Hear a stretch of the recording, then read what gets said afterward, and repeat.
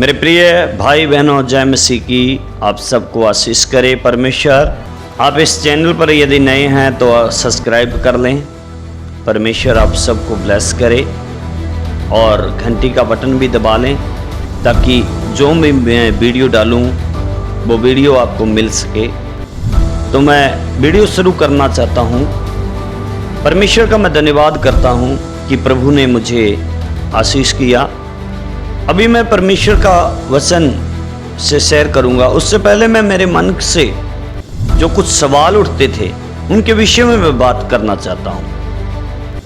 वो बात ये है कि जब मैं मसीह में नहीं था उस समय मेरे जीवन में ये सवाल उठते रहते थे कि मुक्ति पाने की तो मनुष्य को जरूर आवश्यकता है, पाप से अलग होने की तो मनुष्य को जरूर आवश्यकता है, क्योंकि परमेश्वर तो बहुत ही पवित्र है। परमेश्वर तो बहुत ज्यादा पवित्र है और पापी बंदा परमेश्वर से कैसे मिल सकता है, पापी इंसान परमेश्वर से कैसे बात कर सकता है। ये बातें मेरे जीवन में चलती रहती थी।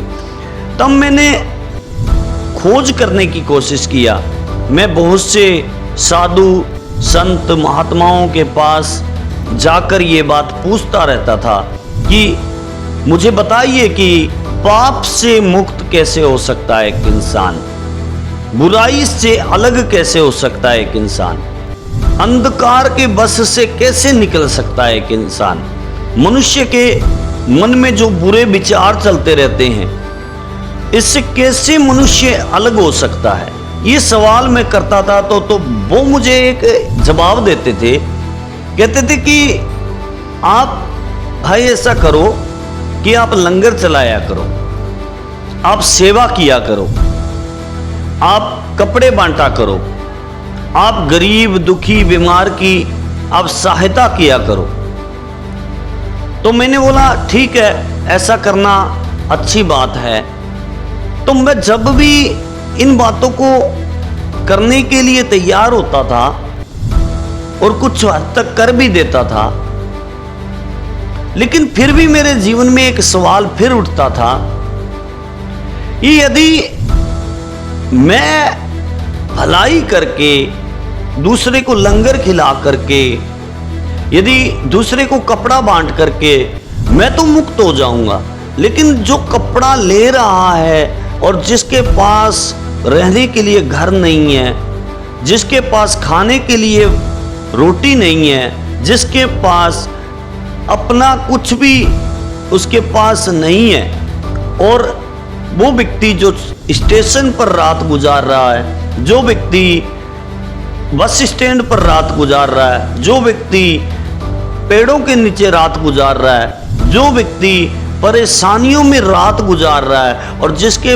पास कुछ भी नहीं है, देने के लिए कुछ भी नहीं है, वो बंदा मुक्ति कैसे पाएगा। फिर उसके बारे में मेरे अंदर सवाल उठने शुरू हो गए कि ये भी जरूरी है कि एक व्यक्ति जो बिल्कुल गरीब है और वो बंदा कैसे दूसरे को भलाई करके, दूसरे को कुछ दे करके वो व्यक्ति कैसे मुक्ति पा सकता है। यदि इस प्रकार से मुक्ति पाई जाए, इस प्रकार से स्वर्ग में पहुंचा जाए तो कितना मुश्किल हो जाएगा। धनवान है जो दे सकता है, जो बांट सकता है, जो लंगर चला सकता है, वो तो आसानी से स्वर्ग में चला जाएगा। लेकिन जो व्यक्ति कुछ भी नहीं दे सकता वो व्यक्ति स्वर्ग में कैसे जाएगा। फिर उसकी स्वर्ग में पहचान कैसे होगी, क्योंकि उसने तो कुछ दिया ही नहीं, लिया ही लिया है, तो वो बंदा कैसे स्वर्ग में जाएगा। तो ये भी एक सवाल मेरे जीवन में उठता रहता था। तो जब मैंने परमेश्वर के अंदर में मुझे आने के लिए अवसर मिला, मैं यीशु मसीह के अंदर जब आया तो उससे आने से पहले भी मेरे जीवन में जो समस्याएं थी वो समस्याएं बढ़ गई और मैं बीमार हो गया और परेशान हो गया और मेरी समस्या का किसी के पास कोई समाधान ना मिला। उसके बाद मैं आत्महत्या करने के लिए जब तैयार हुआ तो परमेश्वर ने मुझ पर बड़ी कृपा किया। और जब मेरे पापा ने मेरी परेशानी को देखा तो मेरे पापा मुझे एक चर्च में लेकर गए और वहाँ पर मेरे लिए दुआ प्रार्थना की गई। और उसके बाद जब मैंने जाना शुरू किया तो मुझे एक वचन परमेश्वर की आत्मा के द्वारा मुझे मिला। जब मैं बाइबल पढ़ना शुरू किया तो बाइबल के अंदर मुझे एक वचन परमेश्वर की आत्मा ने मुझे छुआ उस वचन के द्वारा। तो उस वचन को मैं आज आप लोगों के सामने शेयर करना चाहता हूं। तो परमेश्वर के वचन में लिखा है लूका की पुस्तक, और उसका हम जब 11 अध्याय को पढ़ते हैं, 11 का हम जब 40 पढ़ते हैं, तो वहां पर लिखा है, हे निर्बुद्धियों, जिसने बाहर का भाग बनाया, क्या उसने भीतर का भाग नहीं बनाया? 41 में लिखा है, परंतु हाँ, भीतर वाली वस्तुओं को दान कर दो, तो देखो सब कुछ तुम्हारे लिए शुद्ध हो जाएगा। जब मैंने ये वचन पढ़ा तो परमेश्वर मुझे जो शब्द के द्वारा सिखाना चाहता था वो कुछ अलग ही था।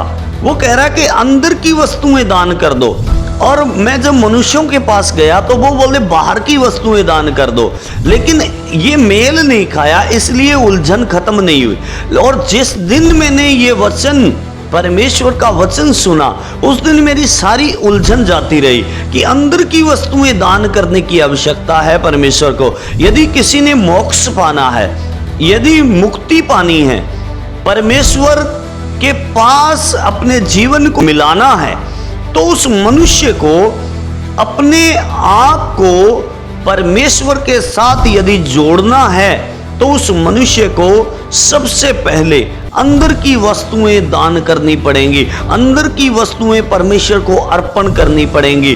परमेश्वर यदि मुक्ति देना चाहे तो वो हमारे इस बेस पर मुक्ति देता है कि हम जब अंदर से अपने मन को, अपने विचारों को परमेश्वर के सम्मुख, परमेश्वर के जिंदा परमेश्वर के सम्मुख हम दान कर देते हैं, कि अपने आप को मार देते हैं, अपनी मैं को मार देते हैं, अपने घमंड और अहंकार को मार देते हैं, अपने जितना भी बुरे विचार हैं उन सब को हम मार देते हैं। तब परमेश्वर हमारे जीवन में मुक्ति देने के लिए वो परमेश्वर हमें रास्ता दिखाता है। और वो रास्ता क्या है? यूहन्ना की पुस्तक 3 अध्याय में ऐसा लिखा है, निकुदेमुस एक आराधनालय का सरदार था, उसने रात को यीशु के पास आकर पूछा, हे रबी, मैं जानता हूं कि तू परमेश्वर की ओर से गुरु होकर आया है, क्योंकि कोई इन चिन्हों को नहीं दिखा सकता यदि परमेश्वर उसके साथ ना हो। निकुदेमुस इस प्रकार से कहता है, जो चिन्ह पर गुरु तू दिखाता है वो और कोई नहीं दिखा सकता जब तक परमेश्वर उसके साथ ना हो। और उसके बाद उसने बोला, तू गुरु है। और यीशु मसीह ने उसको उत्तर दिया, कोई मनुष्य नए सिरे से ना जन्मे तो परमेश्वर के राज्य को देख नहीं सकता, परमेश्वर के राज्य को देख नहीं सकता। और उसने फिर यीशु मसीह ने उसको बताया, यदि एक मनुष्य जल और आत्मा से ना जन्मे तब तक वो परमेश्वर के राज्य को देख नहीं सकता। और फिर परमेश्वर ने उसको बताया कि अचंभा ना कर, ये बात मैंने जो तुम्हें कही है नए सिरे से जन्मने की। और उसने जब ये बात सुनी कि नए सिरे से जन्मना चाहिए, तो वो बोला कि मैं अपनी माँ के गर्भ में दोबारा कैसे जा सकता हूं, मैं तो बूढ़ा हो गया। प्रभु क्या बात कर रहा था? प्रभु ये बात कर रहा था, आत्मा के द्वारा नया होना, स्वभाव के द्वारा नया होना, अपने सोचों के द्वारा नया होना, अपने विचारों के द्वारा नया होना। जो पुराना करते थे, हम पुराने जीवन में चलते थे, पुरानी बुराई को साथ में लेकर चलते थे, अंधकार में चलते थे, अंधविश्वास में चलते थे, बुराई में चलते रहते थे, उन बातों से हमें नया होना आत्मा के द्वारा। कि आत्मा जो है प्रकाशनदायक है, आत्मा जो है वो हमें प्रकाश देती है। और जो व्यक्ति आत्मा के द्वारा चलता है वो अंधकार में नहीं चल सकता। इसीलिए यीशु मसीह ने एक जगह ऐसा कहा, यूहन्ना की पुस्तक 8 का जब हम 12 आयत को पढ़ते हैं तो वहां पर लिखा है, फिर लोगों से कहा, जगत की ज्योति मैं हूं, और जो कोई मेरे पीछे होलेगा वो अंधकार में नहीं चलेगा, वो जीवन की ज्योति पाएगा। तो मेरे प्रियजनों, जब एक इंसान अंधकार से निकल जाता है तो वो जीवन की ज्योति को पाता है, वो साफ साफ देखने लग जाता है, परमेश्वर की बातों को साफ साफ सुनने लग जाता है, परमेश्वर की बातों के ऊपर साफ साफ विश्वास करने लग जाता है। फिर वो किसी के कहने से विश्वास नहीं करता, वो किसी के कहने से या करवाने से विश्वास नहीं करता, वो अपने अंदर से जिसको प्रकाशन मिल जाता है, अंदर का अंधेरा है वो जब दूर हो जाता है तो ऑटोमेटिकली वो बंदा देखने लग जाता है, परमेश्वर की बातों को सुनने लग जाता है, परमेश्वर के ऊपर विश्वास करने लग जाता है। और ये कोई दिखावटी बात नहीं होती है, ये अंदर की बात होती है। और जितना मैं परमेश्वर से प्यार करता हूं, जितना मैं परमेश्वर से बात करता हूं, और उतना हो सकता है आप भी बात करते होंगे, क्योंकि आप प्रभु को जान गए, आप परमेश्वर को जान गए, इसलिए जितना आप बात करते, जितना आपको प्रकाशन मिला है, वो हो सकता है आपका भाई ना जानता हो, आपकी बहन ना जानती हो, आपकी पत्नी ना जानती हो, आपका भाई बंधु, आपके रिश्तेदार ना जानते हो, लेकिन जितना प्रकाशन आपको मिला है, जितना अंधेरा आपका दूर हुआ है, वो अंदर की बात है। बंदे ने नहीं देखा परमेश्वर को, लेकिन परमेश्वर है, ये सच है, परमेश्वर है, ये सच है, परमेश्वर की ज्योति है, ये सच है, परमेश्वर जो प्रकाशन देता है, ये सच है। लेकिन आज इंसान जो शरीर में चलते हैं, जो क्रोध, ईर्ष्या, वाद विवाद, लालच में, बुरी बातों में जो मन लगाते हैं, वो बंदे कैसे देख पाएंगे? जो बाहरी बातों के अंदर, बाहरी बातों का ज्ञान रखते हैं, जो अंदर की बात को कभी उन्होंने अपने आप के अंदर खोजा ही नहीं, वो बंदा कैसे जान सकता है कि जीवित परमेश्वर का स्वभाव और जिंदा परमेश्वर की बात कुछ अलग है? जो ये हम अलग अलग रीति में उपाय करते हैं मुक्ति पाने के लिए, ये बहुत अच्छे हैं, लेकिन ये शारीरिक शरीर के भाव से होते हैं। लेकिन जब हम आत्मा के भाव से देखते हैं तो मेरे प्रियजनों, यदि मेरे पास क्षमता नहीं है, मैं किसी को कपड़ा ना दे सकूं, मेरे पास जब कपड़ा देने के लिए मेरे पास वो शक्ति नहीं है कि मैं दूसरे को कपड़ा दे सकूं या दूसरे को भोजन खिला सकूं, तो मेरी मुक्ति कैसे होगी? मैं कैसे मुक्त हो सकता हूं जब मेरे पास देने के लिए नहीं है? देने वाला है वो बंदे की तो चलो आसानी से फिर इस हिसाब से मुक्ति हो जाएगी। लेकिन प्रभु ने बोला, प्रभु ने ये बात बोला कि यदि कोई परमेश्वर पर विश्वास करे और परमेश्वर के ऊपर विश्वास करके पवित्र जीवन जिए, तो वो बंदे की मुक्ति हो सकती है। चाहे वो अनाथ हो, चाहे वो परदेसी हो, चाहे वो धनी हो, चाहे वो निर्धन हो, विश्वास के द्वारा, परमेश्वर के ऊपर विश्वास करने से वो बंदा मुक्त हो सकता है। और जो बंदा फिर अपने विश्वास के द्वारा बुरे कामों से अलग होता है, बुरी बातों से अलग होता है, बुरे विचारों से अलग होता है, और एक दो दिन के लिए नहीं, जब हम कपड़ा बांट रहे हैं, जैसे ही हमने कपड़ा बांट दिया, जैसे ही हमने काम कर दिए, उसके बाद वही स्वभाव, वही जीवन,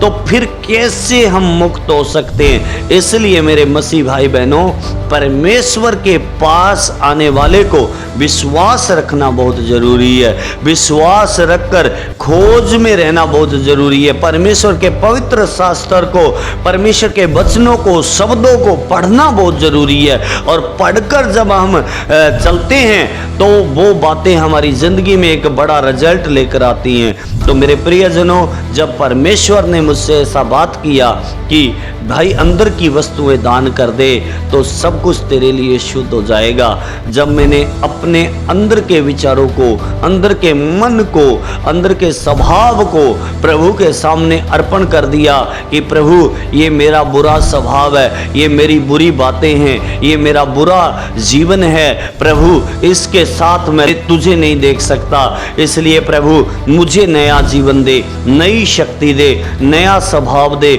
नए विचार दे, ताकि परमेश्वर मैं तुझे देख सकूं, तेरी इच्छा में चल सकूं, मैं तेरी मर्जी को पूरी कर सकूं। और परमेश्वर ने मुझ पर ये अनुग्रह की। तो मत्ती की पुस्तक में भी इस प्रकार से लिखा है, वह पुत्र जनेगी और तू उसका नाम यीशु रखना, क्योंकि वह अपने लोगों का उनके पापों से उद्धार करेगा। हालेलुया।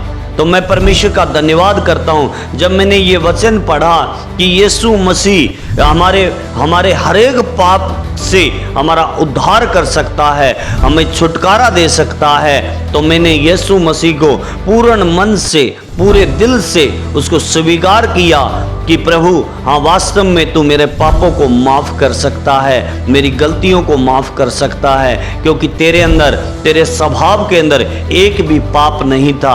और परमेश्वर मैं तेरा धन्यवाद करता हूँ। और मैंने धन्यवाद करना शुरू किया, मैंने अपने लिए प्रार्थना करना शुरू किया कि प्रभु तू मुझे और पवित्र कर, और शुद्ध कर, और तेरे वचनों का ज्ञान दे, और तेरे वचनों की समझ दे। और तो परमेश्वर ने मेरी ज़िंदगी में ये उपकार किया, ये अनुग्रह किया कि परमेश्वर ने मुझ पर दया किया। वचन में लिखा यूहन्ना की पुस्तक उसका 9 का 31 पढ़ते हैं तो उसके अंदर ऐसे लिखा है, हम जानते हैं कि परमेश्वर पापियों की नहीं सुनता। यदि कोई परमेश्वर का भक्त हो और उसकी इच्छा पर चलता हो तो वह उसकी सुनता है। तो मेरे प्रियजनों, परमेश्वर के वचन में इस प्रकार से लिखा है, हम जानते हैं पापियों की परमेश्वर नहीं सुनता।